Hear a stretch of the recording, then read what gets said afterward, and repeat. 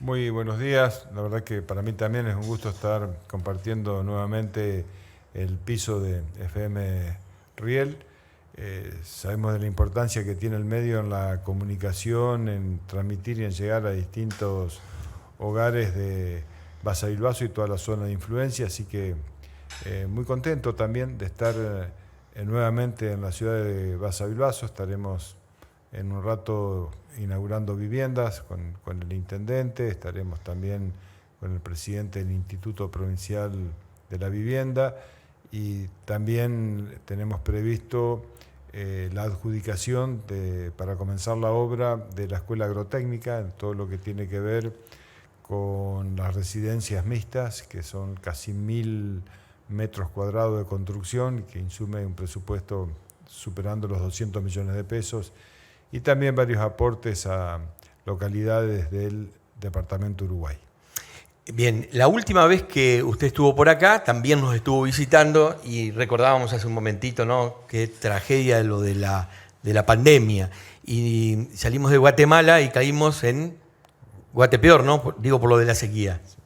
Sí, a ver, la pandemia representó algo completamente imprevisto. Uno se prepara para gobernar en distintas áreas, arma un plan de gobierno, piensa cuáles son los desafíos más importantes. Lo que nunca se imagina es que puede irrumpir algo que pasa cada 100 años. La última vez que ocurrió en el mundo fue con la gripe española en 1918 y es algo para lo que uno no se había preparado y rápidamente hay que salir a dar respuesta porque, bueno, se trata ni más ni menos que de la vida de las personas.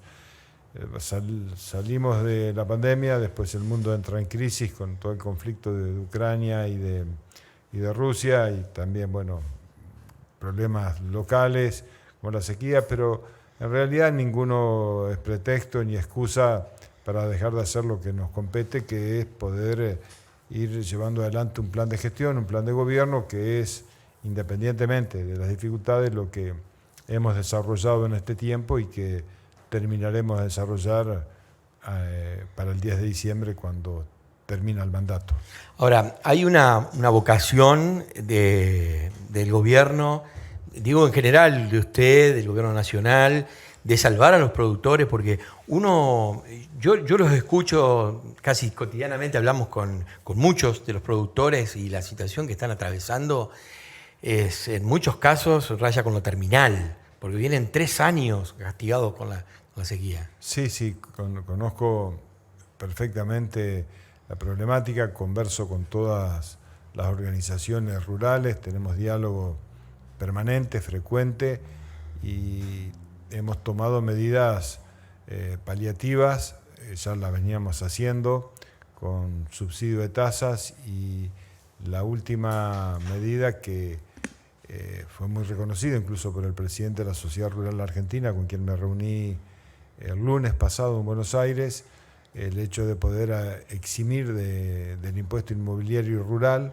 a aquellos productores que están en zona de desastre. Es la primera provincia en la Argentina que toma una medida de esta naturaleza y que tiene un impacto real sobre la estructura de costos de los productores. Y también, como le señalaba recién, otra serie de medidas paliativas, fundamentalmente porque usted lo decía bien, venimos de 2, casi 3 años de sequía con el fenómeno de la Niña, pero este año se revierte y todo hace prever que la cosecha del año que viene, yo ya no seré gobernador, va a ser una muy buena cosecha porque la tierra, al tener el descanso, lamentablemente por la sequía, tiene más nutrientes y si hay buena lluvia va a ser una excelente cosecha. Pero ¿qué sucede? Dios quiera que sea así, pero hay que vivir para contarlo. Exactamente, ¿qué es lo que sucede? Hay que reconstruir el capital de trabajo para que los productores puedan hacer frente a la nueva campaña de siembra. Entonces, ahí está el desafío y en eso estamos trabajando para que en esta siembra puedan llevar adelante los objetivos que tienen distintos productores. Así que venimos trabajando, como les decía, con una serie de medidas y pensando no solo en el hoy, sino también en el futuro. Independientemente que estemos o no estemos, hay que generar políticas que trasciendan gestiones. Usted sabe que el tema del cambio climático está instalado como que es una cuestión que nos va a costar a la humanidad muchísimo superarlo y vamos a tener situaciones como estas muy, muy difíciles, muy agudas. Cuando tengamos temperaturas bajas van a ser muy bajas y cuando sean altas van a ser muy altas. Y la energía cumple un papel fundamental. Y nosotros en Entre Ríos pagamos el 150% más que las grandes ciudades, especialmente la de Buenos Aires. Bueno, ahí hay varias aristas, ¿no es cierto? Nosotros hemos reclamado con mucha insistencia el tener tarifas equitativas. Que Entre Ríos produce el triple de la energía que consume a través de Salto Grande y lo que queremos es, primero, que a Salto Grande se le pague el precio real de la energía y no un precio vil que hoy se le paga. Y nuestra empresa provincial de energía compra a precio de mercado a la empresa mayorista que es Camesa. Entonces ahí hay un desfasaje entre el costo de lo que producimos acá en Entre Ríos y lo que pagamos la energía, que es el precio de mercado. Pero la principal asimetría está que la estructura de subsidios beneficia a AMBA, lo que es Gran Buenos Aires y Ciudad Autónoma de Buenos Aires, considerablemente mucho más que a Entre Ríos y que al resto de las provincias. Entonces, lo que reclamamos es que haya una estructura de subsidios parecida. No es que le queremos quitar a Buenos Aires, nada. Lo que queremos es que tener la misma estructura que tiene AMBA. Pero además también hay otra asimetría muy grande, que Entre Ríos es la única provincia que no está ni en zona cálida ni en zona fría. Entonces, porque no vinieron en enero, en febrero. Son las cuestiones caprichosas que alguien decide en una oficina en Buenos Aires, que sin duda debe conocer muy poco de Entre Ríos y del interior de la Argentina, y dejó afuera. Hemos reclamado insistentemente, el senador Cuader está trabajando un proyecto de ley en el Senado donde insistimos en los beneficios para la provincia de Entre Ríos y también en general para tener un cuadro tarifario más accesible. Por otro lado, atento a esta situación, nosotros decidimos en la provincia suspender todos los aumentos que estaban previstos para aumento de luz en la provincia de Entre Ríos y fuimos más allá. Eliminamos el único cargo provincial que había en la boleta,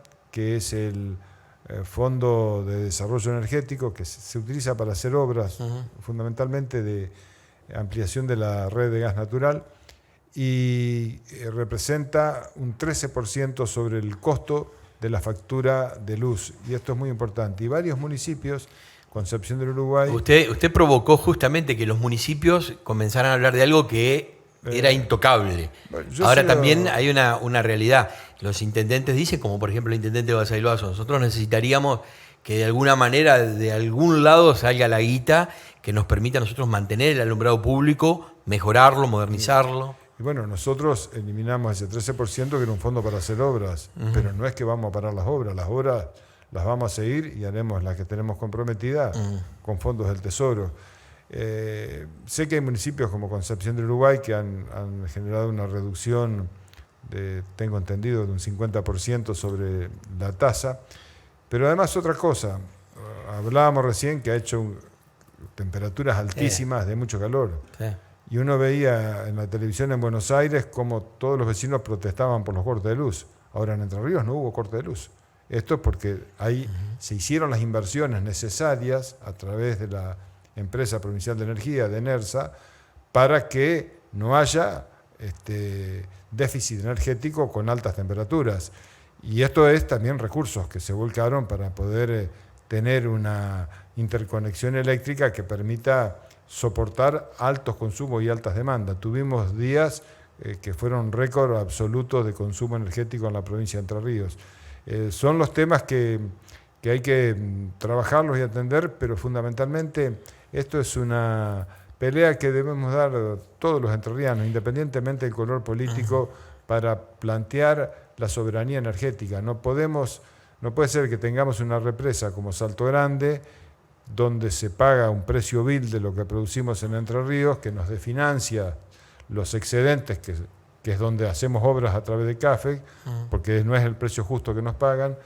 Y entonces el planteo es buscar de qué forma la provincia, que esto lo he dicho siempre, lo he dicho desde el año 1996, que fue la primera vez al pie de la represa cuando nos opusimos a la privatización de Salto Grande, que Salto Grande ya está amortizada. Entonces, en la obra que hizo en ese momento el gobierno nacional, que la terminó en 1979, entonces Salto Grande tiene que ser para los entrerrianos. Y esto no es una cuestión de demagogia, esto es una cuestión que nos corresponde tener nosotros, la administración y el gerenciamiento de la represa.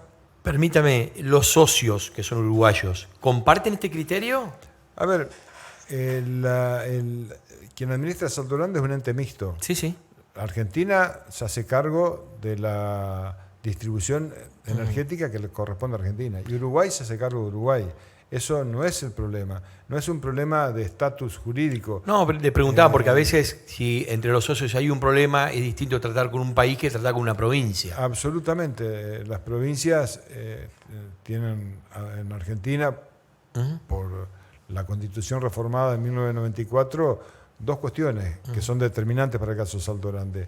La plena autonomía, por un lado, y por otro lado, la Constitución reformada en el 94 establece que los recursos naturales son de las provincias. Y el agua que genera la energía de Salto Grande es de la provincia de Entre Ríos. Entonces, entendemos que nos asiste la razón para poder tener una provisión de energía más barata y más económica, que fue el objetivo cuando se planteó la creación de la represa en el año 46, que se pone la piedra fundamental entre el presidente Perón de Argentina y el presidente Herrera de Uruguay, que era el bisabuelo del actual presidente Lacalle Pou. Hay también una cuestión que no sé si es una verdad revelada o qué, pero en el barrio se dice lo que cuesta no vale. Entonces, realmente cuidamos de los recursos cuando nos aprieta el zapato. Es así, pasa con todos los recursos, pasa con el agua potable, ¿no es cierto? Que es un recurso que uno puede pensar que es ilimitado, y la verdad que no es ilimitado y tiene un costo de producción. Lo sabemos todos quienes fuimos intendentes, que es uno de los desafíos importantes. Ahora, el desafío que ustedes plantean, la legislación en la que ha trabajado y está trabajando Quader, hubo antecedentes de Maya, recuerdo que también fue un gran impulsor de querer provincializar la represa. Maya, el presidente de la Cámara de Diputados, Ángel Giano, también, sí, es verdad. Presentó en el Congreso un proyecto de ley en su momento. Sí, señor. Ahora, ¿son expresiones de deseo o con cierta posibilidad de que esto pueda ser tratado y sancionado como corresponde en una ley de la Nación? Usted decía el tema de los excedentes, ¿no? Lo que se conoce como la ley Maya. La ley Maya. Héctor Maya, que hoy casualmente es uno de los delegados de CTM, fue quien planteó esta ley. Y esta ley nos pusimos de acuerdo entre varias provincias, fundamentalmente las mesopotámicas, Entre Ríos, Corrientes, Misiones, y sumamos otras provincias. Se aprobó la ley en diputados, se aprobó en el Senado Nacional. El presidente en ese entonces, que era Carlos Menem, vetó la ley. Y fíjese usted que casi no hay antecedentes de leyes que fueron vetadas y el Senado con 2/3 insistió con el veto y quedó promulgada la ley. Y ahí hubo una fuerte movilización. Por eso le decía que en ese año 96 es donde empezamos a trabajar fuertemente en que Salto Grande tenga que ser de los entrerrianos. Hasta ese momento los delegados del CTM los elegían en Buenos Aires, no conocían nuestra provincia, no había desarrollo regional. A partir de esta ley, de la ley Maya, es donde se crea CAFE, con los fondos que con los excedentes genera obra en 8 departamentos. Uruguay es uno de ellos. Si usted me permite, con esta explicación que usted da, cobra muchísimo más fuerza este bloque nuevo en escisión del oficialismo que integra Quader, que es el senador que ha llevado la voz cantante sobre esta cuestión. Sí, claro, tiene mucho que ver, ¿no? Porque, a ver, hay senadores que tienen una fuerte representatividad en sus provincias y esto hace que cuando hay una masa crítica, sobre todo en el Senado, porque el Senado, así como los diputados representan al pueblo, los senadores representan a las provincias. Esa es la diferencia entre un senador y un diputado. Por eso en el Senado, que donde están representadas las provincias, es importante tener este tipo de alianzas que nos permitan avanzar en un proyecto de ley. Gobernador, yo le decía cuando usted me preguntaba cómo estaba Basso, y yo le decía que estaba lindo, que estuvo castigado con el tema de la sequía, pero esto ha pasado en toda la provincia, que sí creo que vamos a coincidir casi todos acá, que la región, el principal problema, la mayor dificultad es el tema de la conectividad, las rutas Sí. que no están en buen estado y que están sobrepasadas en su capacidad. Sí.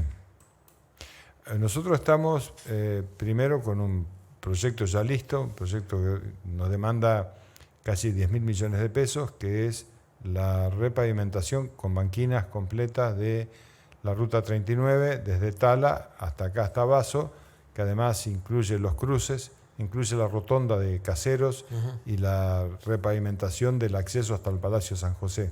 La segunda etapa será de la 39 hasta Concepción del Uruguay, a ver si la podemos largar para el segundo semestre porque estamos haciendo las reservas presupuestarias. Pero por su topografía, por la distribución demográfica que tiene Entre Ríos tan amplia con tantas ciudades y pueblos, que es lo que nos da también ese carácter distintivo, ¿no? Y esa variedad de economías regionales, hace que tengamos que invertir mucho en materia vial. Tuvimos un atraso, la verdad, muy grande. Yo lo decía ayer, anoche en Paraná, donde inauguramos una conectividad de arterias muy importantes que financió Vialidad Nacional, que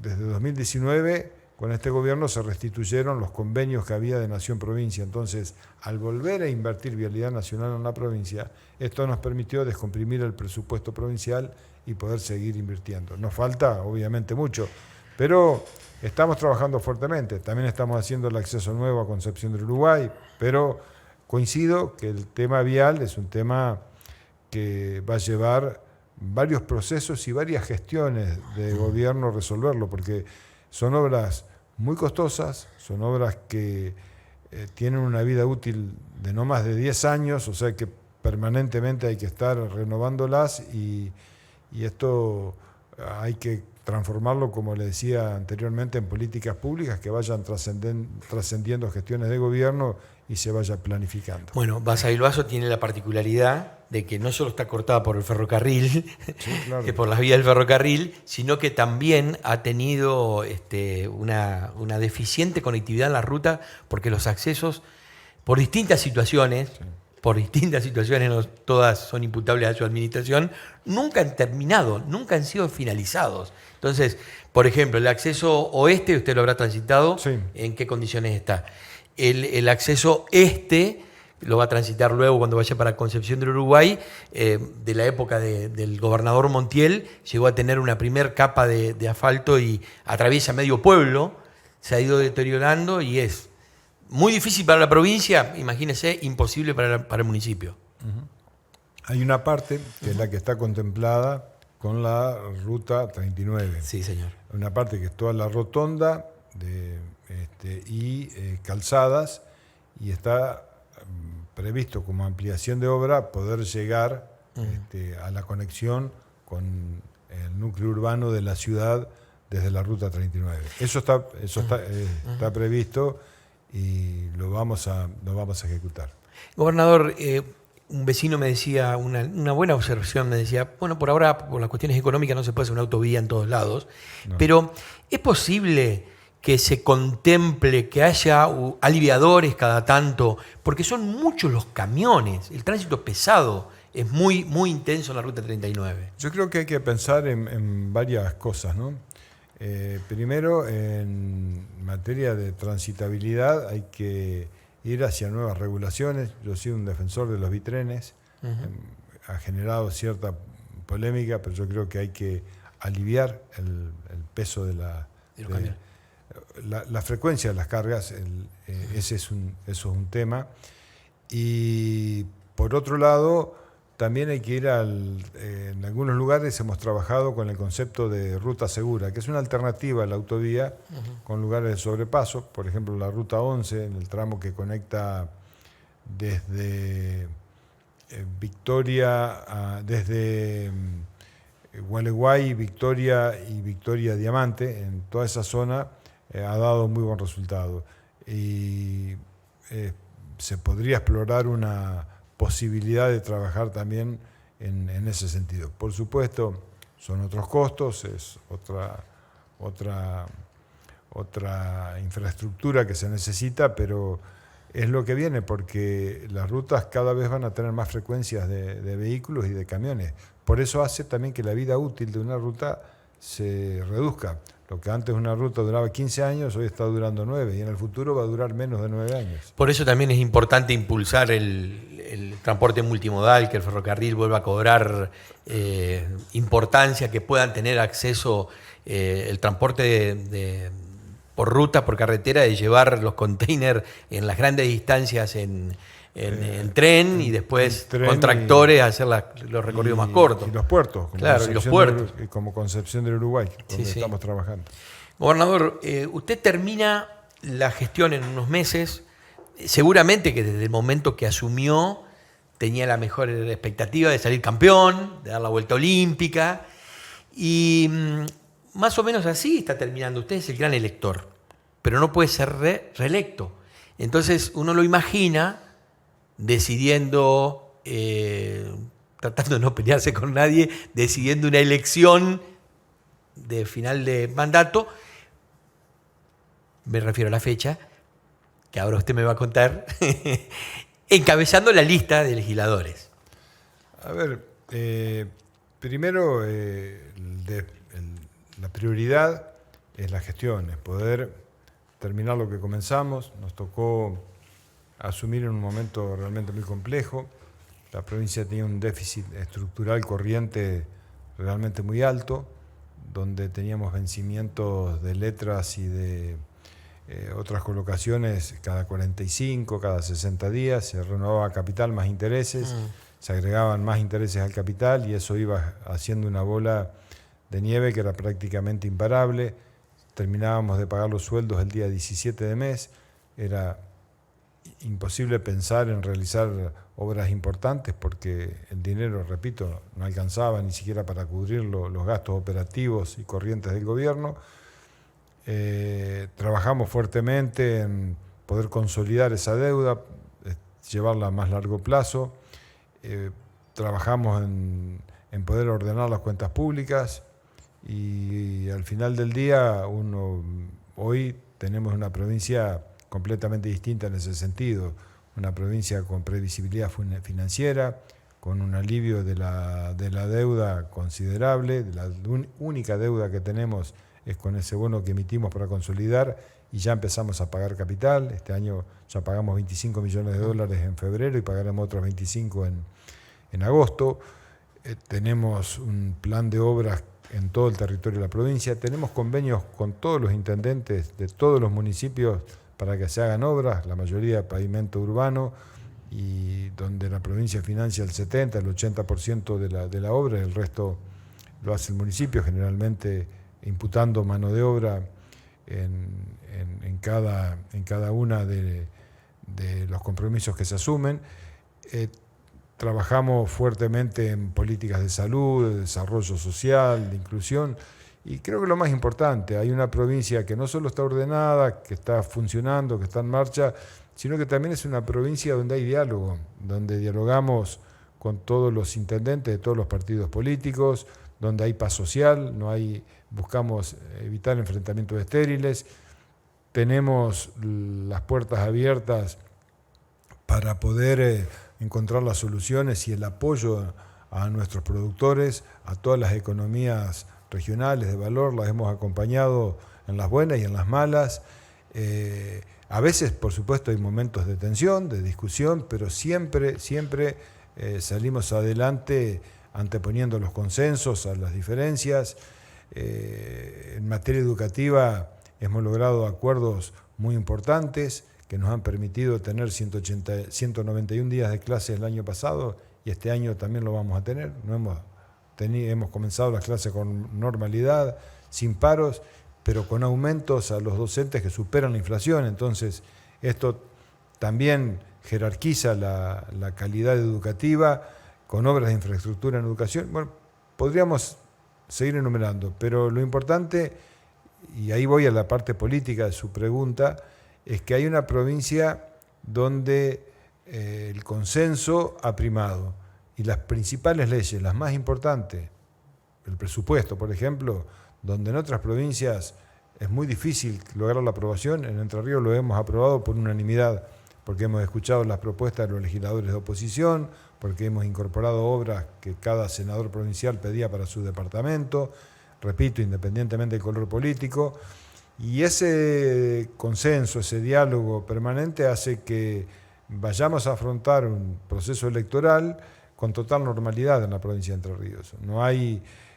la grieta que uno puede observar en otros lugares del país, fundamentalmente cuando ve lo que ocurre a nivel nacional en Buenos Aires. Aquí competiremos, nuestro espacio político tiene los mejores hombres y mujeres para competir, competirán nuestros opositores, pero será todo en un marco de la razonabilidad, porque en definitiva lo que necesita la provincia de Entre Ríos es tener estas políticas públicas que vayan dándole sostenibilidad en el futuro a nuestra provincia. Ahí es donde definiremos cuál es la fecha de elecciones, que no la fijo yo, la fecha de elecciones la fija la legislatura. La legislatura votó una ley que fue aprobada casi por unanimidad en diputados y en el Senado por unanimidad, donde establece la posibilidad de desdoblar, siendo las primarias el 30 de julio y el 24 de septiembre las generales, o poder hacerlo en el mismo momento que las elecciones nacionales, para decidir, que esa sí es la facultad que se me otorga como gobernador, hay hasta el 27 de abril para decidir. ¿Qué es lo que decidiremos? Del mismo modo como nos pusimos de acuerdo con la fecha de elecciones con la oposición, también lo vamos a hacer ahora. Vamos a escuchar a todos y vamos a ver cuál es la mejor fecha para poder elegir quien mejor nos represente a partir del 10 de diciembre. Ya abrió usted el teléfono y está recibiendo los mensajes. Hicieron un grupo de WhatsApp en donde, Gustavo, a mí me gusta tal día, pensá en aquel otro día y así, ¿o no? Sí, a ver, hay diálogo, escuchamos. ¿Y por dónde se inclina? ¿Desdoblan? A ver, ¿No quiere influir usted en el resultado? No, yo creo que hay tiempo, nos quedan unas semanas y vamos a estar tomando una decisión en ese sentido que, repito, lo que sea mejor en este caso para que quien resulte electo tenga toda la legitimidad del voto popular. Pero usted sí va a estar formando parte de la propuesta electoral. Por supuesto, yo tengo un compromiso muy fuerte con mi espacio político. Estaré trabajando activamente en la campaña para que quien me suceda puede ser un hombre o una mujer de nuestro espacio político.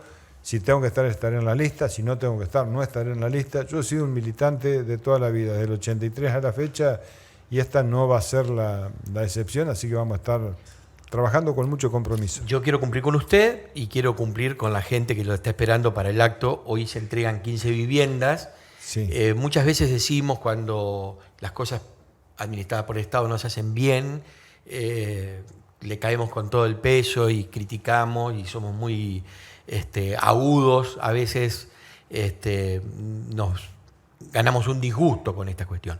Pero a fuerza de ser sincero, acá yo tengo que destacar de que la cosa no había arrancado bien y hubo una decisión del IAPB en su momento, encabezado por Marcelo Casareto, que hoy es diputado nacional, y rescindió el contrato de la empresa y bueno, eso va por carriles judiciales. Es verdad que para las necesidades de los vecinos transcurrió demasiado tiempo, pero bueno, la burocracia también se llevó a consumir bastante de esas expectativas que teníamos de inmediatez por resolver la cuestión habitacional. Hoy se entregan estas 15 viviendas y yo le pregunto, ¿va a haber más viviendas para Basavilbaso? Sí, tenemos en proceso de licitación 20 viviendas más, que estas sí se hacen con fondos nacionales.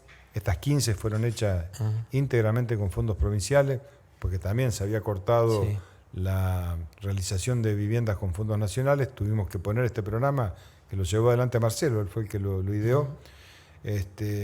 Y estas 20 nuevas que se hacen sí son con fondos nacionales, que ya están en proceso de licitación. ¿Puede quedarse tranquilo el vecino de Basavilbaso de que por lo menos antes de que termine este mandato de usted como gobernador, ese proceso va a estar avanzado. Sí, van a estar en construcción. No digo terminada, no, pero en construcción van a estar. Bueno, gobernador, yo le agradezco mucho, ha sido muy amable. La verdad que no fue a las corridas como usted lo planteó. Sí. Íbamos a charlar, no dio para los mates, pero tuvimos un buen rato y creo que hemos abordado casi todos los temas de interés de los vecinos. Y me quedé con las ganas de la torta frita, aunque también estoy a dieta, pero bueno. La verdad que un gusto poder compartir nuevamente el piso, como le decía al principio, poder intercambiar opiniones, ideas, poder escuchar a los vecinos, sin duda va a recibir varias preocupaciones o inquietudes de los vecinos, por ahí me las hace llegar. Sí, así va a ser. Con mucho gusto, porque siempre es bueno tener un ida y vuelta, un feedback, como dicen ahora. Y el compromiso de siempre, de estar trabajando en todo el territorio, de estar acá en Bazo. Esta es una ciudad donde tengo muchos afectos, muchos amigos a lo largo de la vida, algunos de la política y otros que de la época cuando estudiaban en la facultad. Se salvó de Bájaros, que está de viaje. Me mandó un audio que se salvó, pero igual me hizo llegar el pedido que tengo que cumplirle, que eran los 2 kilómetros de Ripio hasta el cementerio judío, y donde está la única sinagoga rancho que existe en Argentina, así que vamos a estar cumpliendo. Usted dígale, si vuelve a estar en contacto con él, que el que convierte no se divierte. Dígale así nomás de parte nuestra, él lo va a entender. Va a ser muy difícil que Miguel nos convierta. Le agradezco mucho, gobernador. Muchas gracias, buen día. Para Basavilbaso y la región, el 93.1, Riel FM.